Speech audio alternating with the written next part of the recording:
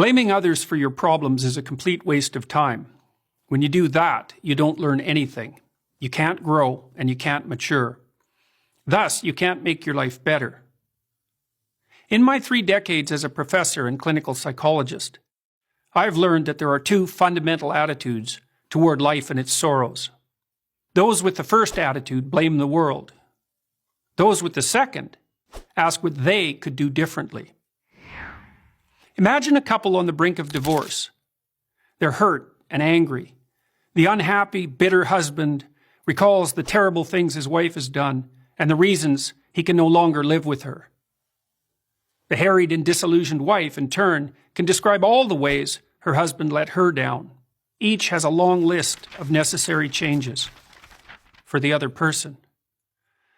Their prospects for reconciliation are grim. Why? Because other people aren't the problem. You're the problem. You can't change other people, but you can change yourself. But it's difficult. It takes courage to change, and it takes discipline. It's much easier and much more gratifying to your basest desires to blame someone else for your misery. Consider the youthful activist making a statement against the corrupt capitalist system by smashing in the storefront of a local business. What has he done other than to bring harm to people who have nothing to do with his real problems? The guilt, doubt, and shame he will inevitably feel in consequence will have to be suppressed so his beliefs can remain unchanged. And that suppression will do nothing but foster his anger and alienation. In the play The Cocktail Party by American English poet T.S. Eliot, one of the characters is having a very hard time of it. She speaks of her profound unhappiness to her psychiatrist. She tells him that she hopes her suffering is all her own fault. Taken aback, the psychiatrist asks why. Because, she tells him, if it's her fault, she can do something about it. If it's in the nature of the world, however, she's doomed. She can't change everything else. But she could change herself. Now, there are people who seem to be consigned to a terrible fate, but most of us aren't. Most of us have a chance to make our lives better. But how? Start small. Ask yourself a few questions. Have you taken full advantage of the opportunities offered to you? Are you working to your fullest capacity at school or at work?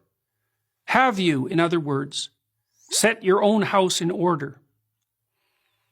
If the answer is no, try this. Stop doing what you know to be wrong. Stop today.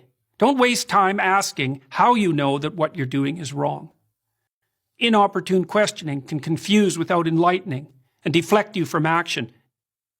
You can know something is right or wrong without knowing why. Start paying attention.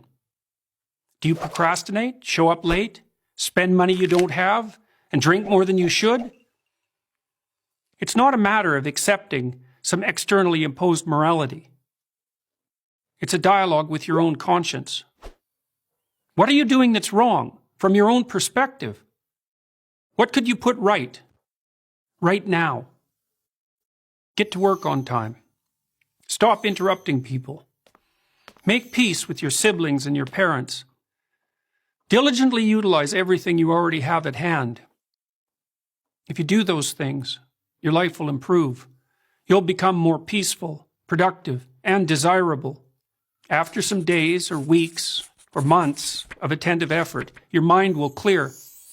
Your life will become less tragic, and you'll become more confident. You'll start seeing right from wrong more clearly. The path in front of you will shine more brightly.